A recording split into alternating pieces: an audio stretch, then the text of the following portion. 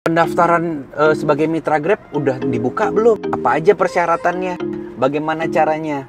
Apakah sekarang bekerja sebagai mitra Grab driver atau taksi online masih cukup menguntungkan? Apakah menghasilkan? Bagaimana pendapatannya? Mobil apa nih Om yang cocok untuk dipakai on-beat? Aku mau meninggalkan pekerjaan untuk menjadi seorang driver taksi online. Gimana Om menurut Om? Oke, di video kali ini aku ingin mencoba menjawab pertanyaan-pertanyaan itu. Jadi ikutin terus video kali ini.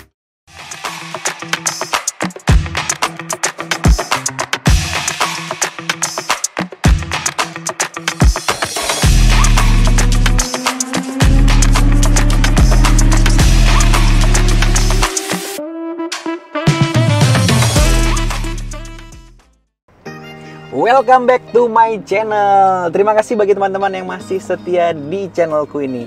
Bagi teman-teman yang baru aja datang, perkenalkan, namaku adalah Ramos Pane. Aku adalah seorang driver taksi online dan fotografer untuk kebutuhan personal maupun corporate di Jakarta. Di channel ini aku senang untuk berbagi pengalaman kerjaku. Apabila aku menemukan suatu masalah dan dapat menyelesaikannya, aku senang untuk berbagi di channel ini. Jadi bagi teman-teman yang baru aja datang, jangan lupa untuk tekan tombol subscribe dan belnya untuk dapatkan video terbaru dari aku. Ya, pertama-tama aku ucapkan terima kasih banget bagi teman-teman yang masih full support di channelku ini. Waduh, senang banget nih. Ada Jessica Sachi. Hai Jessica, always amazing bro, full support from Jessica Sachi. Wah, dan teman-teman yang lain. Nah, aku juga mendapat beberapa pertanyaan. Sebetulnya bukan hanya beberapa sih, sering mendapat pertanyaan yang ditulis di kolom komentar di YouTube atau di secara DM di Instagramku dan di WA ku yang bertanya yang kurang lebih berhubungan sama online driver, bukan fotografernya. Oke, aku ingin mencoba menjawab pertanyaan-pertanyaan itu di waktu ini. Walaupun aku bukan seorang internal dari Grab, tapi aku ingin mencoba menjawab pertanyaan-pertanyaan yang diberikan. Semoga aku menjawab dengan benar ya. Oke, dari kakak Goro-Goro yang bertanya, Om kalau pendaftaran Grab masih buka? Jawabannya adalah masih hingga saat ini. Aku mendapatkan informasi bahwa pendaftaran dibuka di bulan Oktober, November atau Desember 2020 dan masih terbuka hingga hari ini. Bagaimana cara daftarnya Om? Cara daftarnya sekarang bukan ke kantor Grabnya, tapi melalui link dulu. Linknya ada di bawah. Nanti Om Tante bisa ngisi data-data. Dari situ baru ada panggilan. Data-datanya seperti apa sih? Nah, kalau Om sama Tante membuka link yang aku berikan, nanti ada ditanya, suruh isi lokasi tempat tinggalnya di mana, nama depan, nama belakang. Terus mau mendaftar sebagai mitra apa, GrabCar, Grab Bike, GrabFood atau apapun. Lalu masukkan nomor telepon, nama dan nomor telepon. Nanti setelah itu nomor telepon yang didaftarkan akan dikirim OTP. Nah dari situ kakak-kakak bisa mengikutin aja apa yang harus dilakukan. Tapi ada beberapa hal yang perlu dilengkapin dahulu nih sebelumnya. Pertanyaannya adalah, apa nih yang perlu gue siapkan gitu ya, persiapannya, atau apa nih yang perlu dipastikan? Adalah satu, yang pendaftar adalah orang-orang yang sudah memiliki KTP, kartu tanda penduduk, artinya 17 tahun plus. Di sini adalah 18 tahun sampai 65 tahun memiliki KTP. Kalau untuk GrabCar wajib memiliki SIM A atau SIM B. Lalu SKCK, STNK termasuk pajak kendaraan, kartu keluarga, buku tabungan, NPWP itu tidak wajib. Lalu surat keterangan sehat bagi pendaftar yang di atas usia 50 tahun. Nah, aku ingin bahas sedikit nih, SKCK itu apa sih? Dulu tuh teman-teman mungkin pernah kenal untuk membuat surat berkelakuan baik. Nah, kurang lebih seperti itu. Jadi data Om akan dicek di kepolisian, punya record yang jelek apa enggak, pernah masuk tindakan pidana apa enggak. Kalau enggak akan keluar yang namanya SKCK. Singkatannya apa? Lihat aja di Google apa ya. Gimana cara buat SKCK teman-teman? Yang aku lakukan adalah datang ke ketua RT tempat aku tinggal, untuk meminta surat keterangan domisili tempat tinggal kita, terus dilanjutkan ke RW. Lalu dari situ kita berbekal surat domisili itu kita ke polsek terdekat. Di polsek tersebut kita minta ada satu loket yang membuat SKCK. Apa aja yang perlu kita lengkapin? Yang pasti ada kartu keluarga, fotokopi KTP, lalu dulu surat nikah gue juga bawa kalau nggak salah. Lalu 4 foto pas foto ukuran 4x6 dengan berwarna dengan background berwarna merah. Itu wajib tuh. Kalau nggak warnanya merah dia nggak bisa. Lalu bayar kalau nggak salah waktu itu aku Rp30.000 ya untuk administrasi. Selesai. Setelah itu bisa diupload di link yang aku sediain tadi tuh, dilanjutin aja. Lalu untuk mobilnya sekarang di tahun 2021 itu mobil minimal keluaran tahun 2016. Jadi 2014, 2015 atau sebelum-sebelumnya itu tidak bisa didaftarkan. Dan nggak harus punya milik pribadi om atau tante. Mau pinjem, mau sewa, ya itu urusan om gitu ya. Tapi yang penting STNK sesuai dengan mobilnya dan di tahun 2016 ke atas tanpa ada masalah di pembayaran pajak. Udah habis itu ikutin aja, lalu nanti kalau sudah di approve akan dapat SMS untuk hadir di kantor Grab. Jadi ya ikutin aja deh.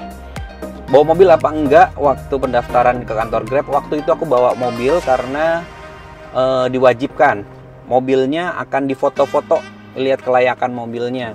Dari lampu apakah nyala semua, rem, AC segala macam dicek tuh waktu itu. Jadi kalau mau daftar disuruh kantor ya bawa aja sekalian mobilnya. Syukur-syukur ya nggak dicek, tapi ya daripada bolak-balik gitu ya, nggak bawa mobil, harus datang lagi, mendingan langsung bawa aja untuk dicek kalau emang perlu. Lalu pertanyaan kedua, apakah sekarang masih oke nih untuk bekerja sebagai driver taksi online? Bagaimana penghasilannya? Oke-nya gimana nih maksudnya? Penghasilannya seperti apa? Besar apa gede? Oke, besar apa kecil? Oke, itu pertanyaan yang menarik. Memang beda banget sebelum COVID dan setelah COVID ya. Karena sekarang kan ya orang juga membataskan diri gitu. Dan kita emang juga mesti hati-hati. Jadi nggak sebanyak dulu penggunanya. Mereka mungkin menggunakan kendaraan pribadi atau nggak bepergian. Tapi apakah masih bisa menjanjikan? Aku bilang masih. Segede apa nih penghasilannya harian atau bisa dihitung mingguan atau bulanan? Itu semua bergantung dari masing-masing om atau tante nih. Bagaimana cara mencari orderannya atau bekerjanya, karena semua itu berdasarkan dari histori pekerjaan. Histori itu artinya laporan pekerjaan yang sudah dilakukan. Semakin banyak pekerjaan yang sudah kita ambil, syukur-syukur biasanya sih akan lebih gacor gitu ya. Jadi jangan menolak orderan yang pasti, ikutin aja jauh deket gitu ya. Walaupun kadang-kadang bikin nyesek. Kadang-kadang kita di mana titik jemputnya jauh gitu ya. Terus harganya murah, gondok kan. Tapi ya menurutku itu kayak seperti percobaan aja sih dari si aplikator untuk melihat ini orang tangguh apa enggak. Nah, bagaimana? Kan tadi aku bilang gimana caranya untuk bisa dapat orderan banyak, ya harus punya histori yang banyak. Nah, kalau untuk pendatang baru dipastikan harus memiliki ketangguhan yang lebih, karena kan sudah banyak nih driver-driver sebelumnya ditambah dengan kalian orang-orang baru dan kalian belum punya histori. Jadi memang harus bekerja lebih giat lagi untuk ngejar orderan, bukan tunggu orderan, karena kan historinya belum ada. Jadi kejar aja ke daerah-daerah yang sekiranya ada customer. Terus gimana om untuk dapetin customernya gitu ya? Semuanya itu bergantung. Nah, kalau dulu aku nggak tahu itu bener apa nggak, tapi itu yang gue rasain. Kalau orang baru biasa dikasih kerjaannya lebih banyak gitu ya dibanding orang-orang lama. Nggak tahu kenyataan apa nggak. Mungkin itu hoax gitu ya, tapi itu yang gue rasain dulu. Jadi kalau mungkin masih bener orang-orang baru dikasih kerjaan yang lebih banyak, hajarin aja semua, jangan dipilah-pilih, mau kecil mau gede, nanti terima aja dulu agar dapat histori. Nah, bagaimana untuk dapetin orderan? Banyak nih yang mempengaruhi. Yang pertama adalah satu saldo kredit. Saldo kredit itu saldo tempat dimana kita harus taruh uang di sana untuk berbagi hasil sama si aplikator. Jadi kita harus top up. Kalau kita belum ada history, belum ada pemasukan uang, kita harus top up dulu. Mungkin kalau nggak salah sekarang Pegadaian Circle K ya, untuk top up Grab atau ke Grab Kios gitu. Aku nggak tahu pasti, ntar tanya orang Grab deh, gue bukan orang Grab. Kalau aku sekarang top upnya biasanya dari orang-orang yang bayar secara non tunai, masuk ke saldoku, aku top up ke saldo kredit untuk pembagian hasil dengan si aplikator. Jadi setiap kali orderan masuk dipotong dari situ bagiannya si aplikator.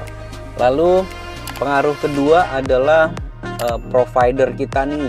Provider kita harus jelas nih, di daerah kita akan on-bid itu bagusnya apa. Ada beberapa daerah yang nggak sama yang lain. Di sini bagusnya di A, yang sana B gitu ya. Tapi kita harus punya yang setidaknya yang sinyalnya yang paling bagus untuk dapetin orderan. Kebetulan aku pakai provider yang nggak bagus-bagus amat gitu. Terus handphone juga harus yang memiliki keakuratan GPS. Itu pengaruh juga sama provider sama handphone ya. Karena kayak kemarin tuh aku kasusnya, aku dapat orderan di titik dimana aku udah masih di belakang gitu, udah jauh di belakangku gitu ya, kurang lebih 10 menit. Terus aku dapat orderan berikutnya di posisi tadi. Jadi sepertinya GPS-nya terlambat. Aku nggak tahu karena si provider atau dari aplikasi. Tapi yang pasti aplikasinya Grab yang sekarang ini cukup berat nih. Jadi kalau speknya handphone kita cukup terbatas ya, menggap-menggap juga gitu ya. Jadi harus memiliki ponsel yang punya spek yang lumayan oke. Lalu pengaruh apa lagi yang bisa untuk mendapatkan orderan adalah lokasi dan waktu kita on-bid nih. Kalau tempatnya kita jauh di tengah hutan dan nggak ada orang, kita seharian di sana ya percuma, nggak bakal ada yang order gitu, yang order tuyul gitu. Jadi mendingan bergerak dulu, cari posisi yang bagus kalau tempat tinggal kita itu ternyata emang sepi. Dan waktu-waktunya kita harus tahu di mana yang akan rame gitu ya. Provider, waktu, lokasi gitu ya. Dan pengaruh banget nih tanggal muda, tanggal tua. Oke, itu gua ngerasain banget. Kalau tanggal muda, orang-orang kantor apalagi ya, itu sering banget tuh makan siang. Makan siangnya di sini terus cuma 500 meter restorannya, mereka pakai mobil gitu ya, pakai taksi online, rame-rame gitu ya, karena pingin wah oke nih gue udah gajian, ayo kita makan-makan deh. Tapi pada waktu tanggal tua, tanggal kering, mereka nggak keluar. Jadi kita harus tahu waktu-waktu kapan kita bisa on-bid dan lokasinya di mana. Mudah-mudahan gue nggak salah jawab ya, tapi itu yang gue rasain kemarin-kemarin itu. Oke, pertanyaan berikutnya adalah berapa penghasilannya? Sama, penghasilannya tergantung histori lu dan tergantung jarak lu ngambil kerjaannya mau yang kayak gimana. Semakin jauh ya semakin mahal, tapi ingat semakin jauh juga bensin, roda, oli juga itu kan berjalan terus ya. Jadi harus mikir-mikir juga orderan mana yang bisa aku ambil, mana yang ya harus gue tolak. Tapi kalau yang awal-awal mah terima semuanya dulu aja. Lalu berikutnya mobil apa yang cocok? Wah, oke, mobil apa yang cocok untuk on-bid? Tergantung lu kemampuannya di mana. Kalau uangnya kamu banyak, punyanya mobilnya Alphard, ya udah pakai itu aja, nggak usah beli yang murah gitu ya. Udah nilai plus, walaupun tarifnya cuma 11.200. Nyesek kan? Terserah kemampuannya seberapa.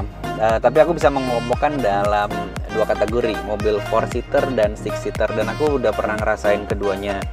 Dulu aku pakai Xenia yang 6-seater. Aku banyak banget fitur-fitur yang bisa aktif pada waktu kita menggunakan mobil 6-seater, seperti pengantaran barang, mengantarkan orang penumpang lebih dari 4 yang sekarang namanya Grab XL gitu ya. Lalu ada Grab Rent, walaupun gue nggak pernah dapet dulu, tapi itu terbuka buat mobil 6-seater. Di mobil 4-seater itu nggak ada, jadi aku cuma bisa main sedikit-sedikit. Tapi kalau keduanya kita memiliki kualitas yang bagus, nanti ada Grab Car Plus untuk orang driver-driver yang mempunyai nilai histori yang bagus tanpa komplain, pelayanannya bagus, ntar ada Grab Car Plus. Tapi yang mobil 4-seater ini gue lebih suka. Kenapa? Karena gue nggak merasa dizolimin. Kenapa gue bilang gitu? Karena pada waktu gue dulu pakai mobil 6-seater Xenia, gue sering banget dizolimin sama penumpang-penumpang yang mereka seharusnya kalau lebih dari 3 atau 4 orang mereka harus pakai Grab Car XL yang lebih mahal. Tapi mereka nggak bilang di pas order, mereka Grab Car biasa, mobilnya datang 6-seater, dia bilang aja, Pak 5 orang atau 6 orang, boleh ya ntar saya tambahin gitu ya. Ya udah, yang namanya rezeki ya gue nggak boleh tolak dong, gue ambil aja gitu ya. Tapi ternyata jalannya jauh. Gue pernah juga dulu ngambil, pas datang ternyata 6 orang dewasa plus 6 anak-anak. Waduh, dan gue masih awal-awal kan, waduh gue nggak boleh nolak rezeki deh. Itu hatinya ya gimana gitu, gue dizolimi sama customer gue sendiri. Aduh, mobil gue kasihan banget. Karena kalau mobil kita berat, bebannya berat, itu berat, kinerja mesinnya kan lebih berat ya. Jadi bensin lebih boros, shock breaker lebih cepat aus. Makanya itu harus ada yang perbedaan antara Grab Car biasa sama Grab Car XL. Nah, kebetulan kalau mobil ini mereka mau 8 orang kagak bisa. Walaupun gue pernah dikerjain 1 kali dari orang dari luar kota datang minta 6 orang masuk. Akhirnya gue empet-empetin aja karena dulu waktu-waktu Covid awal-awal nggak ada penumpang, gue dapet mereka 6 orang, ya udah masuk aja. Udah kayak sosis dan kayak sarden di belakang, terserah. Yang penting gue nganterin. Ya, jadi bebas mau pakai mobil apa aja, bebas sesuai kemampuan. Nah, kalau boleh saran, karena kita akan penjelajah jalanan, cari mobil yang irit perawatan, irit bensin gitu ya, dan yang nggak gampang capek gitu ya. Mungkin yang mobil pasaran yang sering dipakai taksi online, walaupun lo bosan ngeliatnya ya itu pilihan yang bagus gitu ya, walaupun matic atau manual, berarti dia irit. Boleh juga tuh. Aku nggak nyebutin merek tertentu, tapi ya itu keputusan masing-masing orang dan kemampuan masing-masing orang. Oke, berikutnya apa lagi nih pertanyaannya? Oke, aku lihat lagi ya. Bagus mana Grab sama Gokar? Aku mau daftar nih. Bebas. Grab sama Gokar bebas, mau sukaan yang mana. Sebetulnya kalau sekarang itu udah banyak ya, bukan hanya Grab sama Gokar yang ada di Indonesia dan Jakarta gitu ya. Ada yang namanya Maxim, ada yang namanya InDriver, ada yang namanya Moojol, pokoknya banyak deh. Mana yang lebih banyak orderannya tergantung wilayah dan tergantung wilayahnya nih. Ada orang-orang yang lebih mentingin harga, kualitas, ada yang lebih mentingin cepet sampainya. Jadi ya itu semua beda-beda nih. Dan demografis itu pengaruh banget. Jadi di daerah Jakarta Barat lebih suka apa, itu pengaruh tuh. Daerah Jakarta Timur, daerah pusat gitu ya, lebih banyakan yang mana. Jadi aku nggak bisa bilang mana yang lebih bagus, dua-duanya sama-sama bagus, dan sekarang lebih dari 2 sih. Jadi ya nggak ada salahnya kalau menginstall mereka semua. Dulu aku juga punya Gokar, tapi karena sudah putus mitra ya sekarang hanya bisa fokus. Dan dulu emang aku lebih fokus ke Grab dan memilih untuk fokus ke Grab karena kerjaan seperti ini nggak bisa kita maruk. Dulu kan ada insentif ya, kita harus ngumpulin beberapa trip gitu ya. Aku mau ngerjain dua-duanya, kalau ini kosong ini dapat ya udah kerjain gitu. Akhirnya nggak ada yang dapat, malah ada yang pernah aku suspend gitu ya karena menolak kerjaan. Jadi akhirnya aku fokus ke Grab. Jadi kalau teman-teman mau pilih yang mana ya terserah lihat dulu daerahnya Om sama Tante tuh banyak yang mana, daerahnya mau on beatnya kemana, dan coba aja dulu. Kalau bisa sih install semuanya, tapi jangan di satu handphone yang sama kalau bisa, jadi nggak repot gitu. Oke, apakah menjanjikan? Oke. Ada orang nih sama, apakah menjanjikan gue mau lepas dari kantor gue mau jadi Grab driver dan ngambil mobil. Oke. Itu semua keputusan pribadi. masing-masing orang ya. Ada temanku juga yang dulunya manajer, supervisor, dia ngelepasin jabatannya, dia bekerja sebagai online taxi driver dan sukses.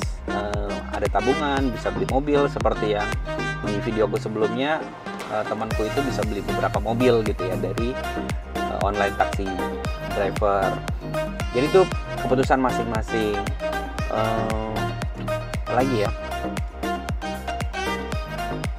ada juga teman-teman yang bekerja memilih online taxi driver itu sebagai pengisi waktu kosong. Nah, itu bebas ya. Jadi gak ada yang memaksakan menjadi full timer atau pengisi waktu, itu bebas.